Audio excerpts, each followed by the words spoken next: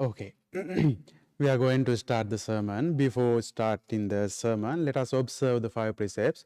To observe the 5 precepts, please recite Namo Tassa 3 times. Namo Tassa.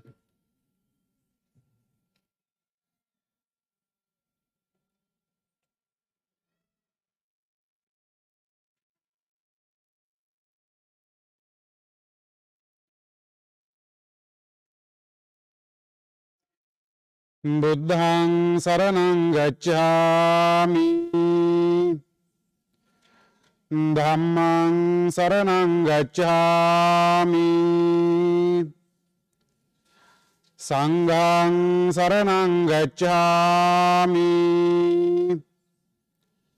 Dutiyampi buddhang saranang gacchami. Dutiyampi dhammang saranang gacchami. Dutiyampi sanghang saranang gacchami.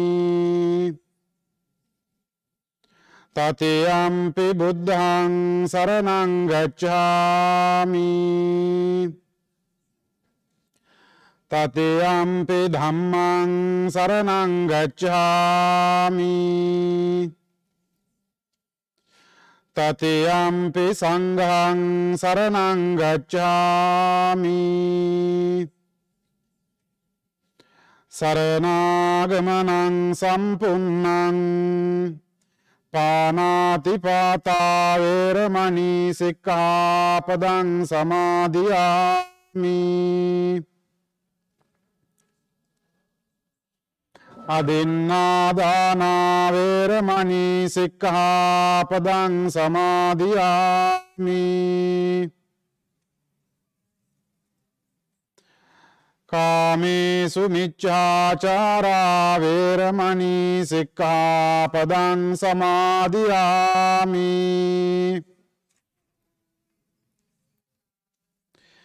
Musāvādā veramani sikkhapadang samadhiyami. Suramere majjapama datthāna veramani sikkhapadang samadhiyami.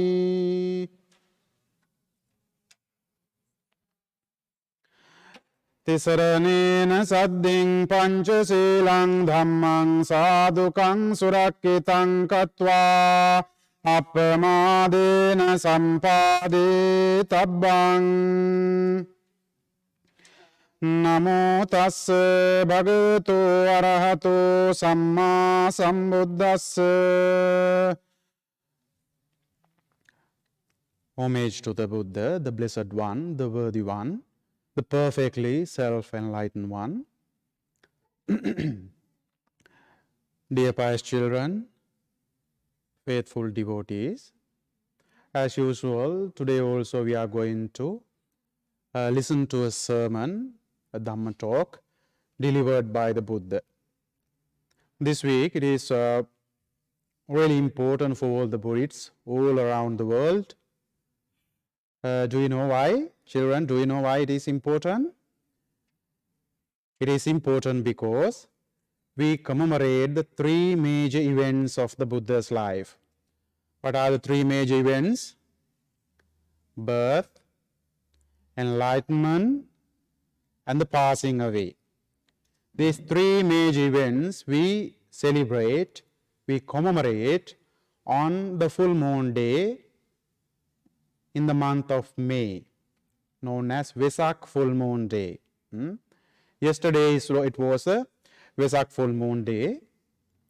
We celebrated yesterday, and also today we are celebrating these 3 major events, life events of the Buddha, our spiritual leader.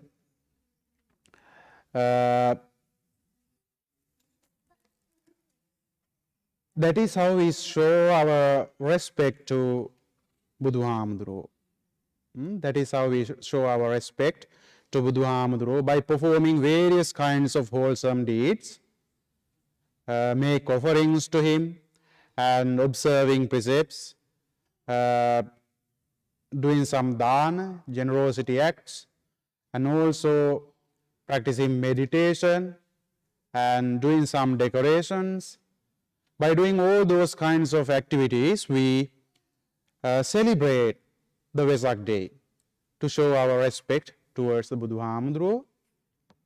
And this year also, we are so lucky to celebrate this special day.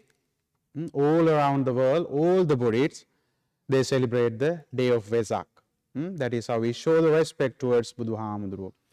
You know that he was born into a royal family as a prince. There in the family, in the palace, he studied all the skills, various subjects, and also different kind of crafts. And he mastered all of them. He mastered all of them as a talented student. As a talented student. He was so clever. He studied all of the skills very well. Then when he came to the youth, to the due date, he got married to a beautiful girl. What was her name? Yashodhara.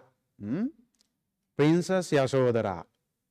He married to this beautiful royal girl. Together they had a beautiful and wonderful marriage life. And they had a son.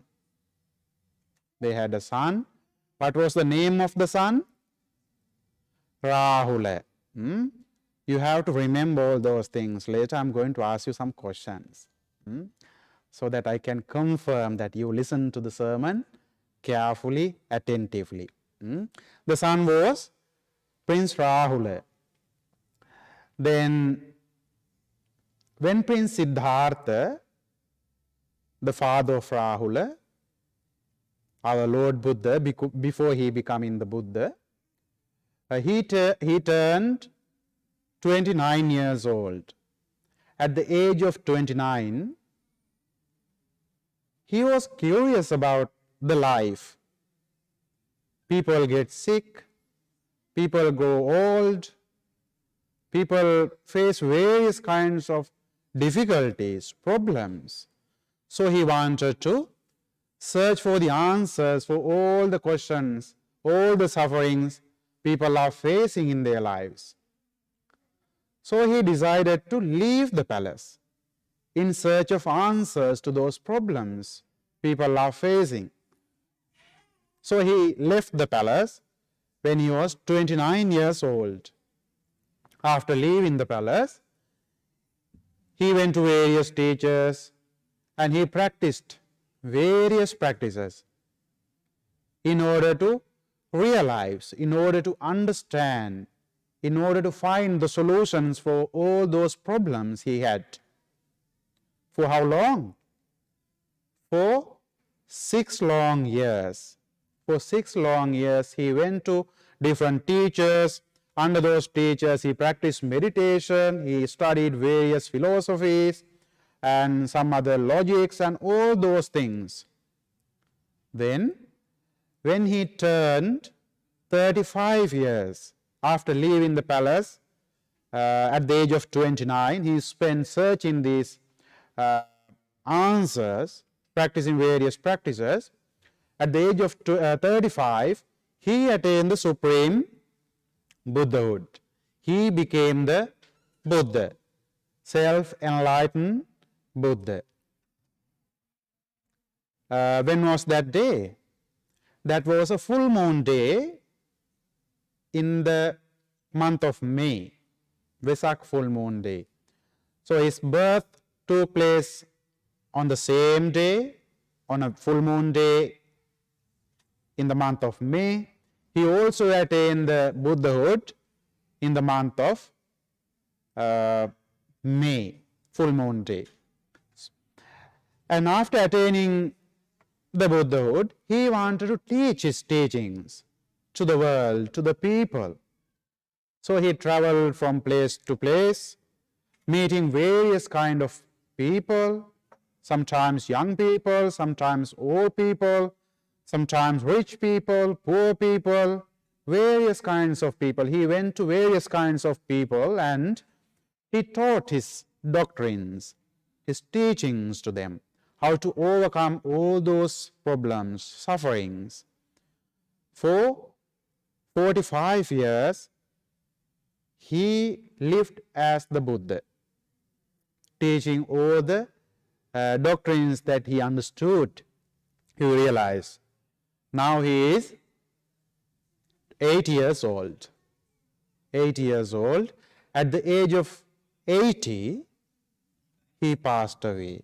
It was a Vesak full moon day, a full moon day in the month of May. So these three major events took place on Vesak full moon days. That is why we commemorate, we celebrate the Vesak Day festival on Vesak full moon day. Now it's been 2,567 years of his passing away. How long is it now? Very, very long, isn't that so? Yes, it is really long of his passing away. So what did he teach for those 45 years as the Buddha? He taught various things, various teachings to various people, sometimes to monks, sometimes to nuns, and sometimes to lay followers, male followers, female followers.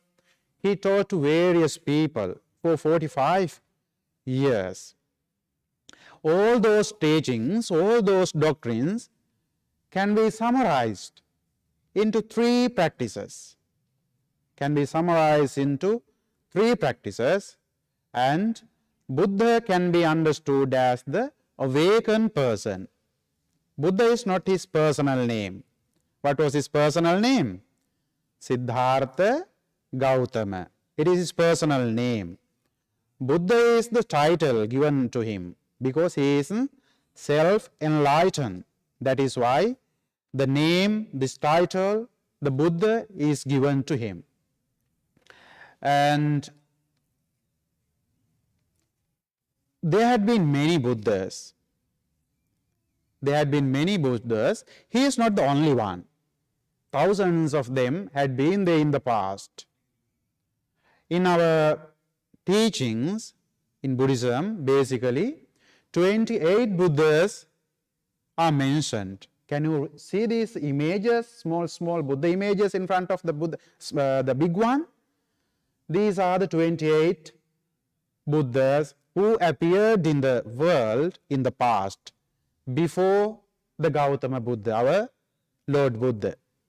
Before him, there had been many. There are 28 recorded names. And in the future, there is going to be another Buddha after many years' time. After many years' time, what is his name? His name is Maitri the Buddha.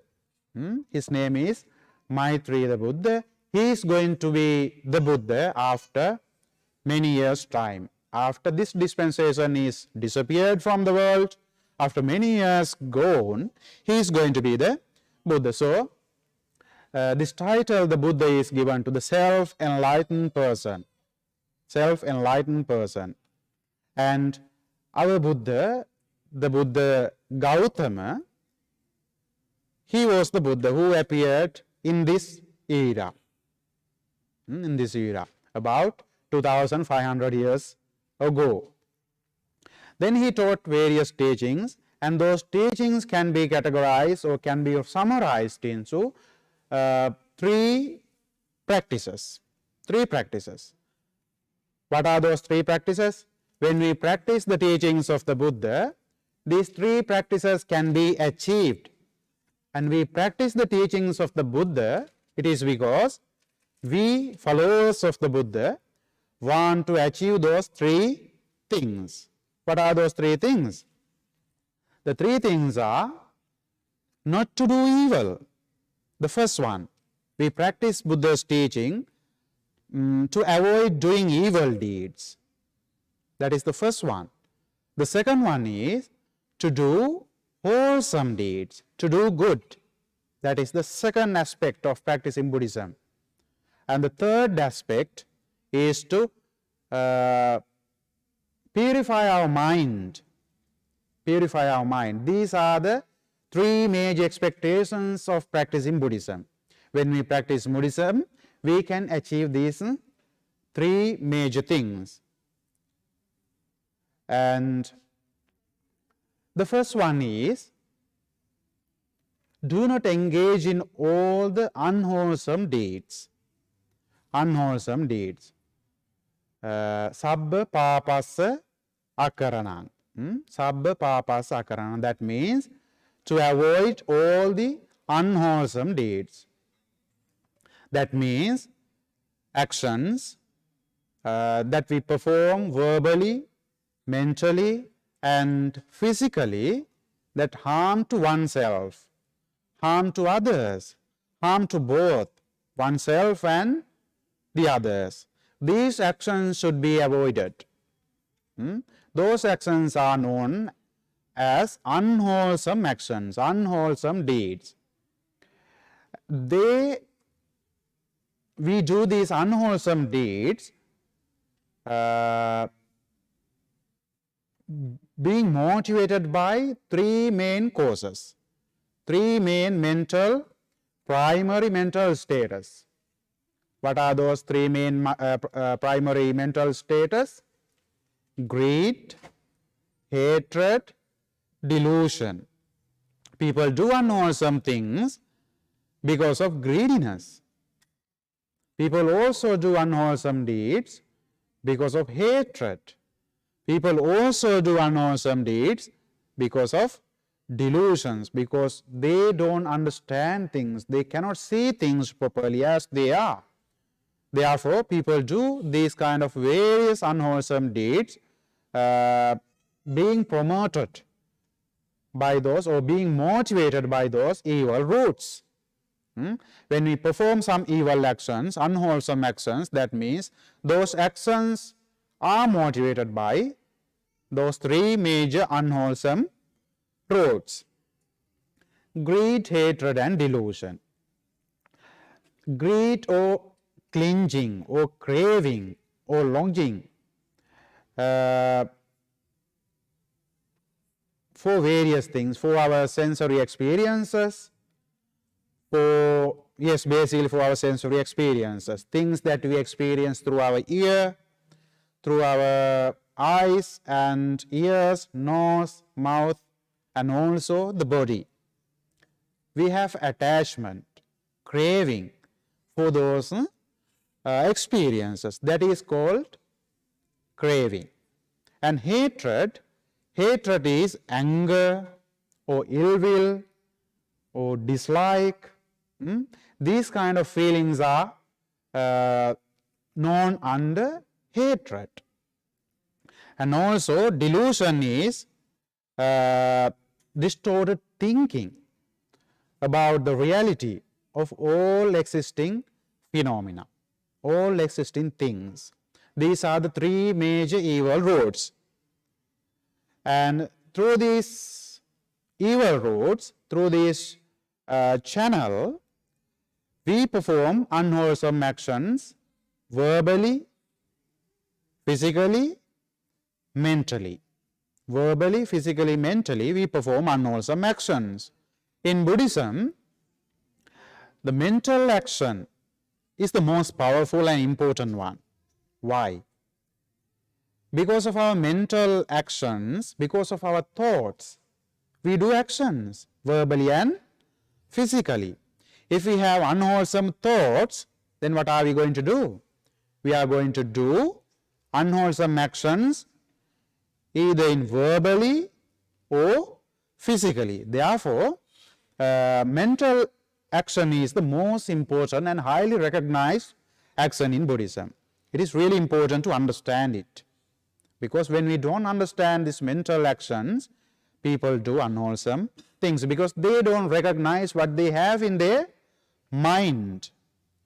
what they have in their mind. Therefore, it is very important to realize, very important to understand, to be aware of this mental status.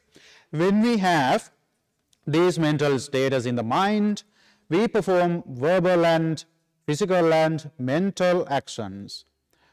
Basically, there are 10 unwholesome actions that we should avoid of doing. 3 main unwholesome actions. There are 3 physical actions, 3 physical unwholesome actions, and also 4 verbal unwholesome actions, and 3 mental unwholesome actions. All of them together, there are 10. So we should learn, we should train ourselves to avoid these unwholesome actions. Avoid these unwholesome actions. So what are these 3 unwholesome actions that we perform physically? Killing living beings. Killing living beings is one of the unwholesome actions. So we should try to avoid killing living beings, even a small creatures. That is the first one. The second one, stealing things, taking things what is not given. We should avoid taking things that not belong to us. This is the second unwholesome action that we perform physically. And also adultery. Adultery. We also should avoid adultery, especially when you are in the age of studying. You should focus on your studies, and also when you grow up, you should avoid wrong adultery. Wrong adultery. So these are the 3 major unwholesome actions that people perform, being motivated by those 3 unwholesome roads physically. And there are 4 verbal actions, unwholesome actions, verbal unwholesome actions. What are those 4 verbal unwholesome actions? The first one is false speech. That means telling lies. Do you tell lies sometimes? We should avoid telling lies. Telling lies is an unwholesome action. It accumulates or it generates unwholesome energy in our mind. And those energies are going to give us negative consequences, negative results, negative karma. That is the first one, false speech. We also should try to avoid slanderous speech. Slanderous speech. Sometimes people talk dirty words. Isn't that so? I know these children, you don't speak dirty words, but sometimes there are some children, they talk vulgar words, they talk dirty words. So we should avoid these dirty words, vulgar words, bad words. Speaking bad words is also an unwholesome action that we perform verbally. That is the second one. The third one is idle chatting. We love to do idle chatting, isn't that so? Talking various things, sometimes they don't benefit to the speaker and also to the listener. But most of the time, we prefer to have those kind of conversations. We also should try to avoid such talking, such discussions, idle chattings, sampappalapa or meaningless talks. And also harsh speech, parusavacha, harsh speech. We should avoid harsh speech. That means rough words. Sometimes people speak harshly using some kind of, we can say like angry words. Angry words. When they listen those words, They feel hurting. Do you like if someone talk to you loudly and harshly? Nobody likes. We don't like. In the same manner, we also should avoid speaking such harsh speech. So those are the 4 verbal unwholesome actions. False speech, slurred speech, harsh speech, and also idle chatting. Those are the 4 unwholesome deeds. And also there are 3 mental deeds, mental unwholesome deeds. What are they? The first one is covetousness. That means greediness for others' things. Sometimes there are people, they are so jealous of other people's things. Sometimes they want to take those things. That is why people do stealing. They are so covetous. They are so greedy for others' belongings.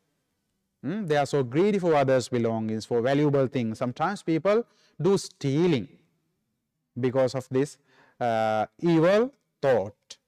It is happening in our mind. It is a mental unwholesome deed, covetousness. And the second mental unwholesome deed is ill will, vyapada. That means anger.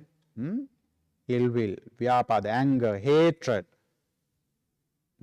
This is also one of the mental unwholesome deeds. When we have ill will, then we also perform unwholesome actions physically and verbally. Isn't that so? When we have ill will in our mind, then we talk all those angry words, bad words, fight with others. We do physical harmings to others because of ill will, because of hatred that we have in our mind. So this is the second mental unwholesome deed. The last one, the last mental unwholesome deed is wrong view. This is really, really important. When we have wrong views, people do any kind of bad things. People do any kind of bad things. Therefore, we should understand what is wrong view. We should understand what is wrong view, and also we should understand what is right view. When we look into these wrong views, basically there are 10 wrong views. People think they are right, but they are actually wrong according to the Lord Buddha. They are wrong because of they stop or avoid or skip our mental or physical or even verbal wholesome actions. They make us or they trace us to bad deeds, bad actions, evil actions, wrong views. So what are the wrong views? The first one is, there are some people, they think when we do meritorious deeds like almsgiving, when we do some charitable activities, they think that they don't give any merits. Not only today, even in the time of the Buddha, there were such people. They believed this giving is a meaningless action. Giving is not a wholesome action. That is what they thought. Buddha said it is a wrong view. If someone thinks that giving is not a good action, giving is a meaningful action, giving is not a meaningful action, giving is a waste of money, giving is a waste of time, the Buddha says it is a wrong view. It is a wrong view. Therefore, we should understand what is wrong view. Even nowadays we can see these kind of people are there. They think giving is such a waste of money and time. We shouldn't give anything to others. They think like that. In the future also there will be some people. All the time in this world there were such people, there are such people, and there are going to be such people. Those who hold the wrong views. That is the first one. That is the first one. There is no merit in alms giving. That is the first wrong view. We should avoid it. The second one is, there is no merits in large offerings. Sometimes there are people who criticize large offerings to Buddhahamudru or to any worthy person who is worthy of receiving offerings. They say these things are meaningless things. It is just a waste. We shouldn't do those kind of large offerings.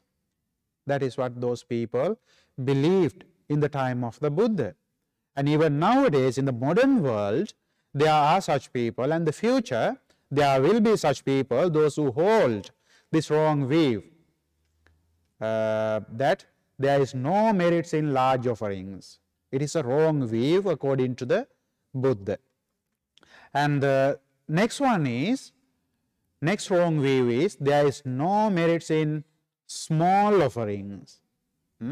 Not only large offerings. If we do some small offerings, some people believe, some people think that they don't give any merits. They are just trash. They are just meaningless things, worthless things. Some people believe in that way. Some people talk in that manner. In the time of the Buddha, there were such people, and nowadays also we can find such people. That is the third wrong view. And the fourth wrong view is, there are no results of good or bad actions. They don't believe in karma. They don't believe in, if we do good things, good will come to us. If we do bad things, bad will come to us. These things, those kind of people, they don't believe. They don't believe in good or bad actions and their consequences. That is a wrong view according to the teachings of the Buddha. The Buddha says, when we do good, good will come to us. When we do bad, bad will come to us. In one way or another. In this life or another. In this life or another. That is what the Buddha says. Buddha says, Yadisang vapate bijang, tadisang harate palang. That means, what you sow, that you reap. What you sow, that you reap.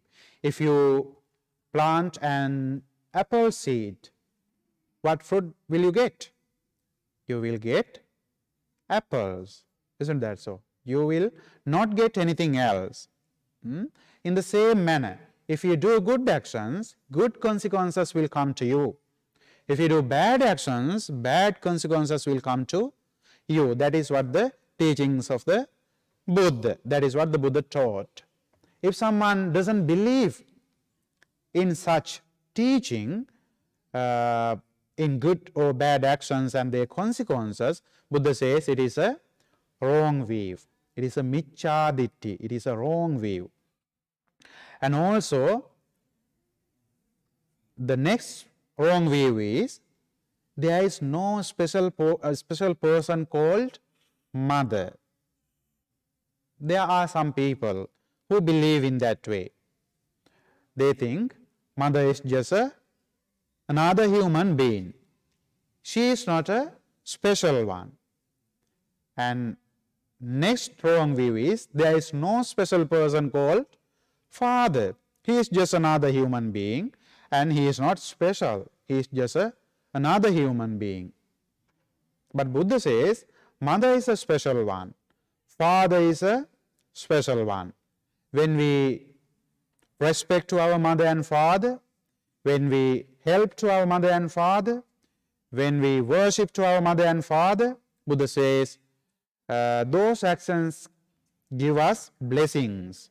Those actions give us blessings. Therefore, we Buddhists always believe mother and father are really, really important and valuable. They are really important. They are not just another human beings. They are just important and valuable and special characters in our life. Therefore, if we treat them nicely with love and respect, those actions will give us good results, good blessings. In this world, blessings of the mother and father are the most powerful ones. Blessings of the mother and father. The blessings of the mother and father are always there for their children. No matter where they live, if they are alive, it is a blessing. Isn't that so? It is a blessing. In many lifetimes of the Buddha, earlier, at the first time, one day when he worshipped his mother said, "May my son be the future Buddha." That was the wish. So he had this thought, this wish in his mind, and continued to wish that for many lifetimes. And later on he became the Buddha. So this seed of Buddhahood was planted by the mother. Good things are planted by mothers, and it is a responsibility of the mother as well to plant good seeds in your children, to plant nice seeds, healthy seeds in the children's mind. It is the responsibility of mother and father, responsibility of parents. The Buddha says, therefore, there are two special people called mother and father. They are special when we do respect them, when we support them, help them, worship them. It is a blessing. But not all the people believe such things. Not all the people accept such ideas. Some people say they are just common human beings. Nothing happens when we support them, when we worship them. In the same manner, nothing happens if we even beat them, even kill them. But in Buddhism, we never say such things. In Buddhism, killing the mother and father are the most heaviest, gravest, unwholesome deeds. Therefore, mother and father are two important, valuable characters, special characters in our life. And also, some other people say there is no this world, there is no this world, there is no other worlds. That means they believe we just come here and we die and that's it. That is what they say. But Buddha says it is not like that. We are not here just by an accident. We are here because of our previous karma. We accumulated in our previous lives. We have had so many past lives.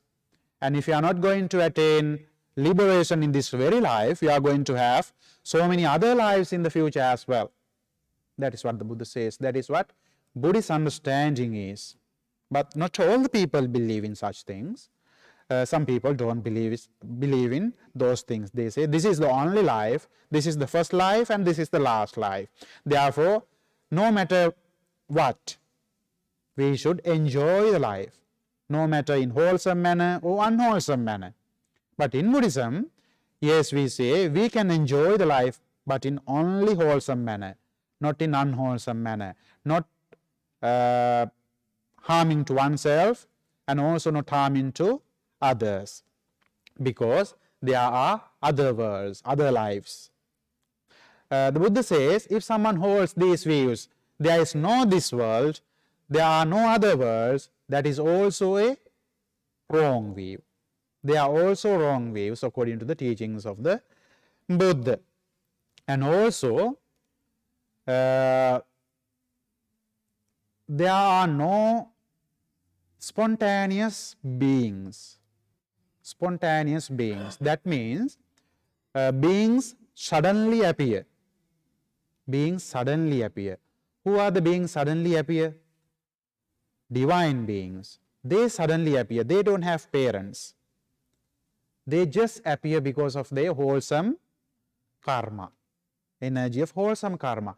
There are also some other beings in lower realms like hungry ghosts and hell beings. Those beings also suddenly appear, spontaneous beings. Some people don't believe in such things. They say there are no such beings called gods or divine beings. There are no such beings called hell beings. There are no such beings called hungry ghosts. People don't believe. Some people don't believe. Buddha says, if someone doesn't believe in spontaneous beings, that is a wrong view. That is a miccha ditti. Buddha has seen these beings through his meditative mind. That is why he taught these things with so much compassion and kindness. He didn't want to tell us lies. He didn't expect anything from us. He just wanted us to understand these things. That is why he showed and he prevailed these knowledges, various kinds of information that he could see, he could understand. So therefore, this is also a wrong view if someone doesn't believe in spontaneous beings like divine beings, hell beings, and some other lower beings in lower realms. And also, some people think that there are no special people who have developed their mind and who can see these things through their mental abilities. By practicing meditation, they have improved their mental capabilities. So they can see these beings who are appearing and who are disappearing and their karmic consequences. But some people don't believe in such things. They say all the people have same kind of mind and they don't have special mind. Therefore they cannot see such things called divine beings or past lives or future lives or other people's mind. So this is also a wrong view according to the Buddha, because Buddha himself realized those things by practicing meditation. He had these experiences. That is why he taught these teachings to us. It is also really important to understand, therefore, these are the wrong views. These are the wrong views. If we hold these wrong views, then people tend to do unwholesome actions and they avoid doing wholesome actions. For example, if someone doesn't believe in good karma of charitable activities, they don't want to do any charities. They don't want to give anything to anybody. If someone gives to somebody, they just criticize. They just blame. They call you are a foolish person. You are a stupid person. They say like this because they don't understand, because they don't accept this idea, this teaching. That is why it is dangerous to hold these wrong views. It is because these wrong views make us do unwholesome deeds, and also they stop us doing wholesome deeds. When we do unwholesome deeds and when we don't do wholesome deeds, then future consequences are going to be really, really dangerous. That is why Buddha said we should avoid of holding these wrong views. That is the first part. That is how we stop unwholesome deeds. Sabba papassa akaranam. That is how we avoid unwholesome deeds. Then the second aspect, second part is kusalasa upasampada. That means doing wholesome deeds. In the same manner as unwholesome deeds, wholesome deeds are also done with three major mental roads. What are they? Non-greed, non-hatred, non-delusion. But we did unwholesome deeds because of greed, hatred, delusion. Isn't that so? Yes. But we do wholesome deeds because of these three major wholesome roads, mental roads. When we have these three major wholesome roads, mental roads, then we act verbally, physically, and mentally and perform wholesome deeds, mental wholesome deeds, verbal wholesome deeds, and physical wholesome deeds.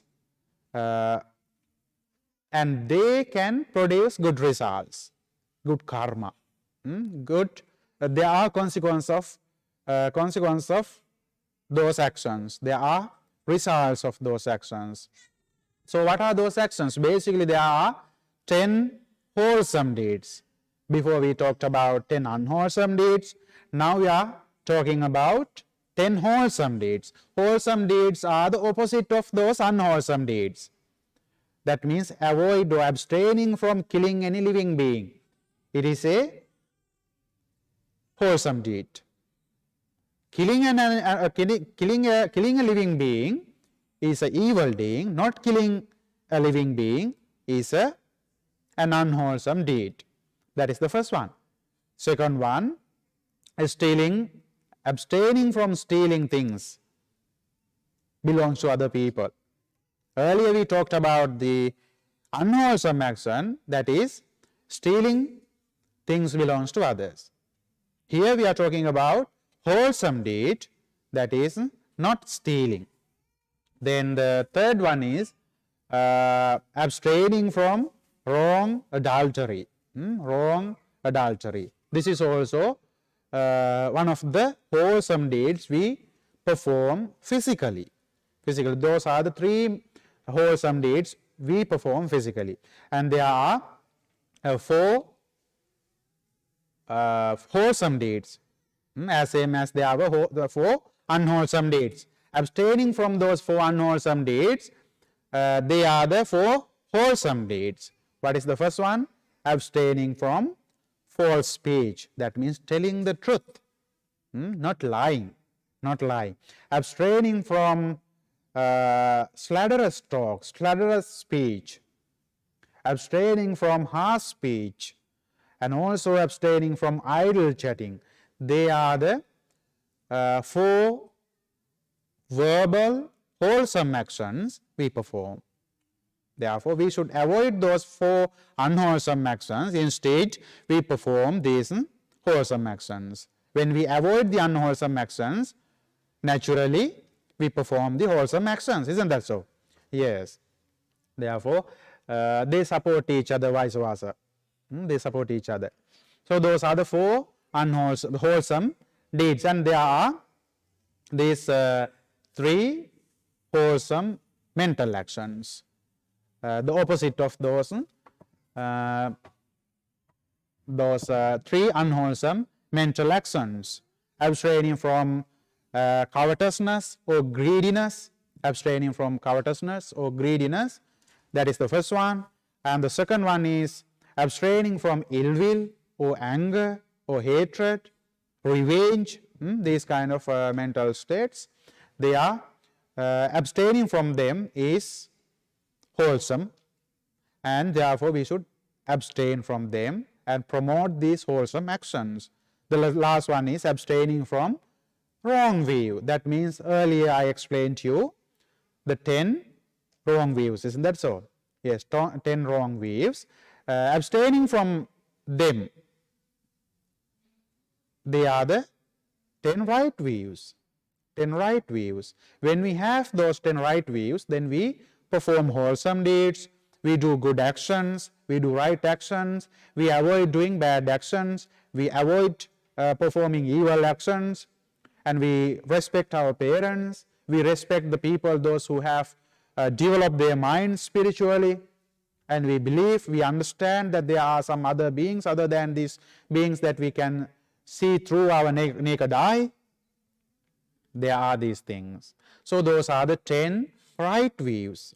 Those are the 10 right views, and those are the 10 wholesome actions that we perform mentally, verbally, and also physically. That is how we do wholesome deeds. And then how do we purify our mind?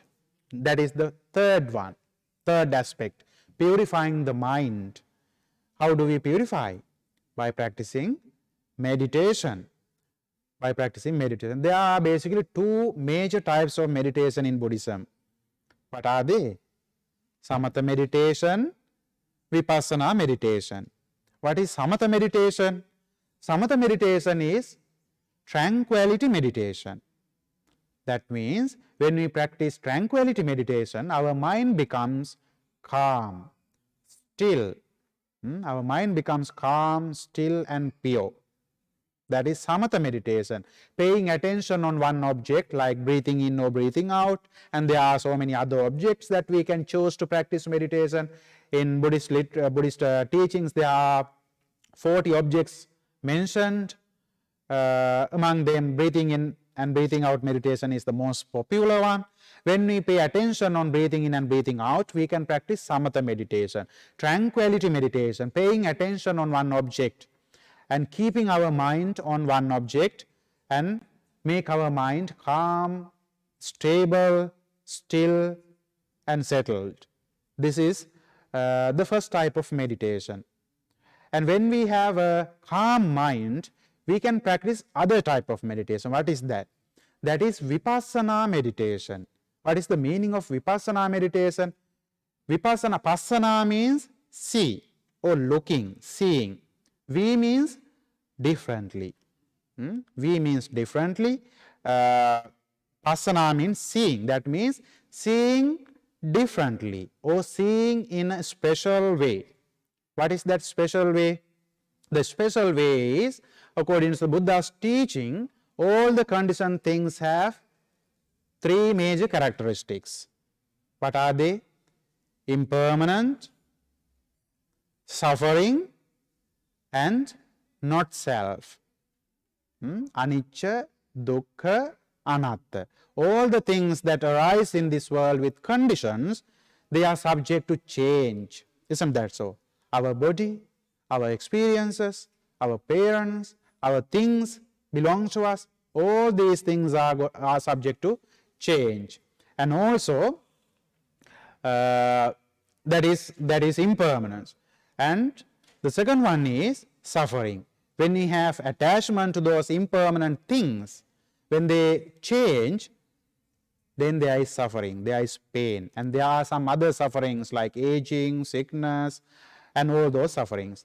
And also not self. Understanding that there is no permanent self. Everything is subject to change in our body. So these are the three major characteristics, universal characteristics of everything. How do we understand them? By practicing vipassana meditation. When we fully understand, fully realize it, that is called liberation. That is called liberation. That is how we purify our mind, by practicing these two types of meditation.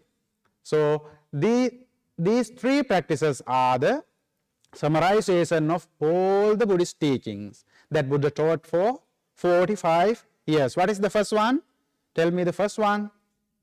Avoid unwholesome deeds. Second one, do wholesome deeds.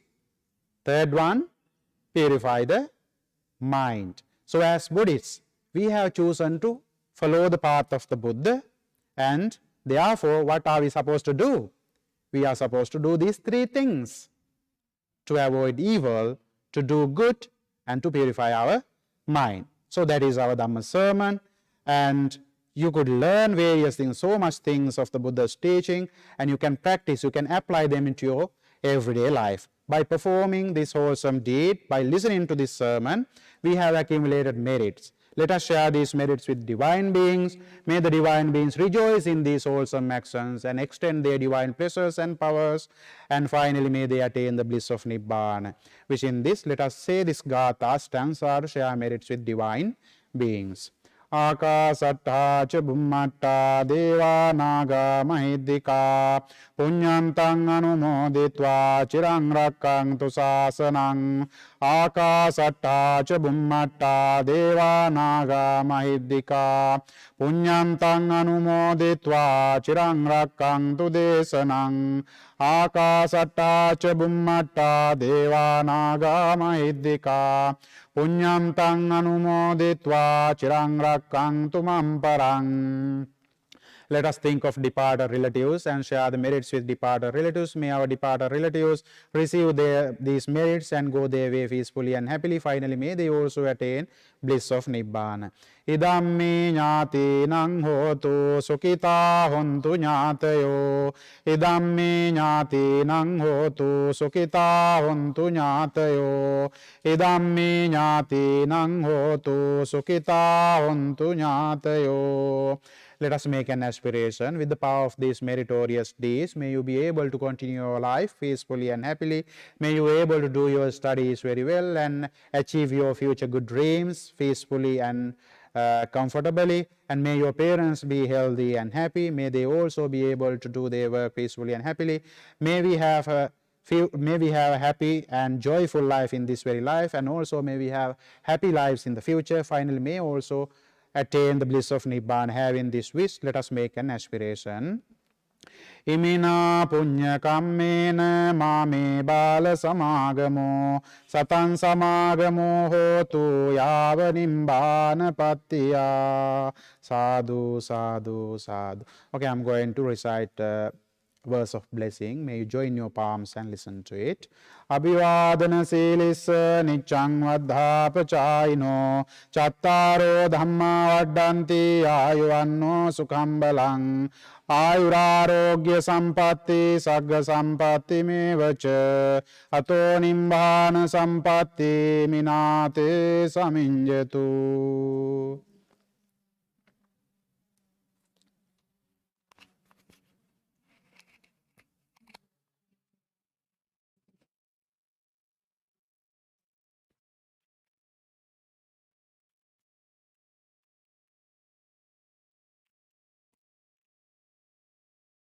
Okay, may the Triple Gem bless you all.